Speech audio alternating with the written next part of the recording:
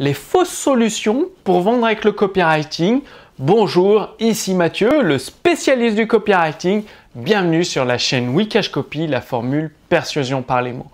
Alors, sans vous en rendre compte, vous utilisez peut-être des fausses bonnes solutions pour mettre en place le copywriting dans votre activité et augmenter votre volume de vente. Donc, étant donné que c'est des fausses bonnes solutions, je les ai notées parce que forcément, je ne les utilise pas.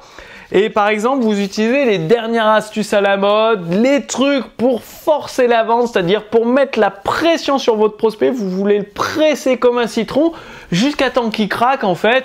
Et généralement, c'est le contraire qui se produit. Il craque pas, il s'en va et il revient plus jamais. Ou alors, vous essayez de bluffer le prospect avec cette notion d'urgence, de rareté, alors qu'il sait très bien que vous mentez tout simplement et ça ne marche pas. Les ventes ne sont pas en rendez-vous et même au contraire, vous faites fuir vos prospects. Alors, une fois que vous éliminez ces fausses bonnes solutions de votre copywriting, eh bien c'est là où vous allez voir votre taux de conversion augmenter. Pourquoi? Parce que là où il y avait de la méfiance, là où vous forciez la vente, eh bien maintenant il y aura de la confiance et vouloir vous rendre l'appareil en fait et vous faire confiance pour résoudre leurs problèmes. Et donc les prospects, ils vont voir que vous êtes une personne de confiance, qui dit la vérité et en même temps que vous avez un produit de qualité qui peut les aider. Donc du coup, ça va se faire naturellement. Il n'y a pas besoin de se transformer en commercial, il n'y a pas besoin de forcer la vente, il n'y a pas besoin de bluffer le prospect, non. Tout va se faire d'une manière naturelle du point de vue du prospect. Par contre, de votre point de vue, en souterrain, vous avez mis en place des stratégies de copywriting extrêmement puissantes. Donc, déjà, les fausses bonnes solutions, c'est mentir. Si vous commencez à mentir, que ce soit sur la qualité de votre produit, sur vos promesses, sur les témoignages, eh bien, la vente est morte parce que ça se ressent. Les prospects vont sentir que vous mentez, que vous exagérez et ils ne vont pas vous faire confiance. Et si vous commencez à faire comme beaucoup font, c'est-à-dire d'exagérer les promesses, de faire des promesses de plus en plus grandes, par exemple gagner 2000 € en 2 heures avec le copywriting ou sur Internet, je dis pas que c'est pas impossible. Bien sûr, c'est possible, mais c'est dans des cas bien particuliers, des contextes précis. Et la personne qui débute en copywriting, elle a peu de chances d'y arriver. Donc, c'est pas que c'est des fausses promesses. C'est des promesses irréalistes par rapport aux personnes à qui vous vous adressez. C'est-à-dire, si vous commencez à faire des promesses exagérées, irréalistes du point de vue de vos prospects, ça ne va pas marcher. Ils vont s'enfuir en courant. Après, le coup des faux témoignages, ça aussi, je l'ai vu, des entrepreneurs qui utilisent des faux témoignages puisqu'ils sortent un produit, forcément le produit est nouveau, ils viennent de démarrer, ils n'ont pas de témoignage. Et bien plutôt que de dire il n'y a pas de témoignage, ils font des faux témoignages. Et tout ça, c'est une fausse bonne solution. Alors, qu'est-ce qu'il faut faire à la place?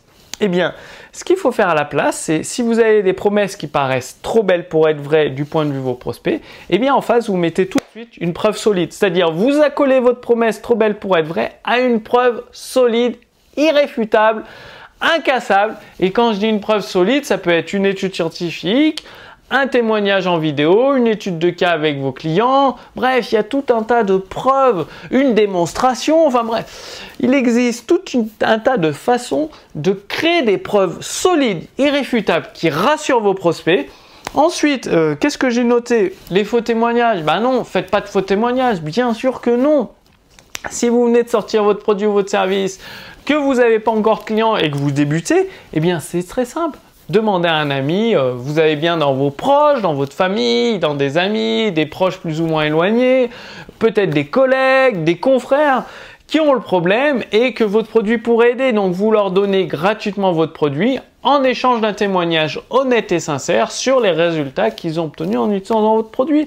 C'est comme ça qu'il faut... Enfin, moi, c'est comme ça que j'ai procédé. Au début, j'avais pas de témoignage. Quand j'ai débuté, il y a plus de 7 ans, comme tout le monde, eh bien, j'ai donné mon produit gratuitement à des amis qui étaient... Moi, c'était dans le développement informatique que j'ai commencé.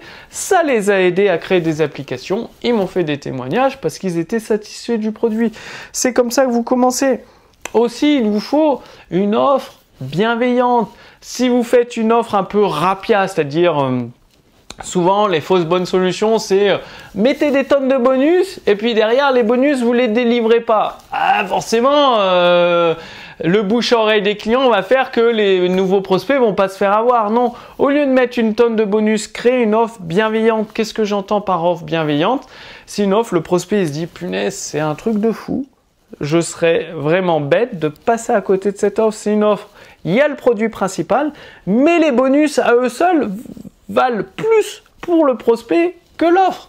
Ça ne veut pas dire en plus d'argent réellement, mais aux yeux de votre prospect, de leur point de vue, ça a plus de valeur. Et au lieu de mettre 20 bonus, non, mettez 5-6 bonus d'excellente qualité, mais des bonus exclusifs. Pardon, parce que si vous mettez les bonus que le prospect peut trouver ailleurs, il n'a pas l'intérêt de prendre votre offre. Donc l'offre bienveillante, ça regroupe déjà un produit d'une grande qualité, 5 à 6 bonus exclusifs que le prospect ne peut trouver nulle part ailleurs ou qu'il peut acheter chez vous à part s'il veut, mais là ça lui permet d'avoir les bonus gratuitement et tout ça, ça crée une offre bienveillante. Donc vous avez l'offre bienveillante, des promesses qui peuvent paraître trop belles pour être vraies mais réelles, accolées à une preuve solide, du coup les prospects sont rassurés et évidemment la notion d'urgence et de rareté, il faut que ce soit la vérité. C'est-à-dire, si vous faites une notion d'urgence avec un webinaire perpétuel, c'est possible, mais ça veut dire que vous avez une sorte de cookie. Moi, c'est ce qui est utilisé sur mes tunnels de vente. C'est des webinaires perpétuels, mais il y a un cookie. Dès que la personne a fait une semaine, c'est-à-dire les emails de relance durent une semaine, le cookie s'active et ce qui fait que si la personne veut revenir acheter le produit, 15 jours après, elle ne peut pas parce que c'était la fin de son offre préférentielle pour elle à son moment donné. Donc, il existe des logiciels très précis, spécifiques pour créer cette véritable notion d'urgence. C'est-à-dire, après la date limite pour chaque prospect, même dans un tunnel perpétuel, eh bien, il y a des cookies d'analyse de l'adresse email du prospect qui désactive sa possibilité d'achat. Et pour la rareté, eh bien c'est pareil. Vous mettez un compteur sur votre bon de commande. Par exemple, moi dans mes bons de commande, il y a un compteur. Dès que le compteur arrive à 0, l'offre est toujours disponible, mais par contre, je la mets à jour, je change les bonus et le prix généralement augmente parce que forcément, vu que chaque jour je travaille pour améliorer mes compétences, apporter de plus en plus de valeur et de résultats à mes clients, eh bien il y a des nouvelles stratégies que je développe et je mets à jour le produit. Du coup, ça me permet d'augmenter le prix. Et donc, forcément, pour les prospects, la notion de rareté est bien respectée parce que s'ils reviennent un an après, ce sera plus le même prix, ce sera même plus les mêmes bonus. Le contenu aura évolué. Et la notion d'urgence est respectée parce que s'ils viennent 15 jours après, le cookie les empêche d'acheter et les redirige sur une page comme quoi l'offre est terminée. Donc, tous ces éléments mis bout à bout, ça permet de créer la confiance avec votre prospect à distance et du coup d'augmenter votre volume de vente en utilisant de manière souterraine les stratégies puissantes de copywriting. Donc dites-moi que vous allez arrêter d'utiliser ces fausses bonnes solutions, là, des trucs qui sont ahurissants, qui ne donnent aucun résultat, qui font sacrifier, qui sabordent votre business au lieu de l'améliorer. Et au contraire, vous allez mettre en place toutes ces stratégies que j'ai partagées avec vous. Sous cette vidéo, j'ai mis une fiche résumée. Il suffit de renseigner votre prénom, votre adresse mail. Dans cette fiche résumée, je vous récapitule justement toutes les fausses bonnes solutions à supprimer de votre business et par quoi les remplacer. C'est-à-dire, vous avez une fausse bonne solution, vous la remplacez par une stratégie prouvée par mon expérience efficace qui donnerait des résultats concrets dans mon business et dans ceux de mes clients. J'ai accompagné plus de 2500 entrepreneurs en coaching en direct depuis ces 5 dernières années. Donc des véritables entrepreneurs qui ont mis en pratique les stratégies que j'ai partagées avec eux de vive voix et qui ont obtenu des résultats. Donc vous avez vraiment des stratégies validées sur le terrain par la pratique. Donc tout ça, c'est dans la fiche résumée.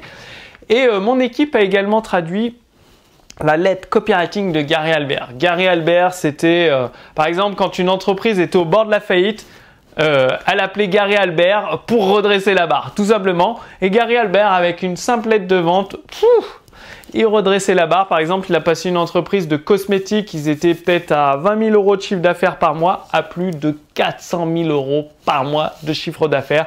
Et tout ça avec une grande idée, avec une lettre c'était une lettre de vente à l'époque, ils envoyaient des courriers papier. Et donc Gary Albert partage toutes ces stratégies puissantes de copywriting qui sont toujours valables de nos jours à travers sa lettre copywriting qui contient plus de 250 numéros. Mon équipe a tout traduit en français, les 250 numéros de la lettre copywriting de Gary Albert. Et donc, sous cette vidéo, il y a un lien. Vous pouvez vous inscrire gratuitement et recevoir les 250 numéros gratuitement en français de la lettre copywriting de Gary Albert. Donc, passez bien à l'action. C'est uniquement et uniquement en passant à l'action que vous obtiendrez des résultats. Moi, je vous donne rendez-vous sur la chaîne Wikash Copy d'ici quelques jours pour continuer la formule persuasion par les mots, vous permettre d'obtenir des résultats, de mettre vos ventes en pilote automatique grâce au pouvoir des mots, au copywriting. Je vous donne rendez-vous d'ici quelques jours. À très vite. Salut!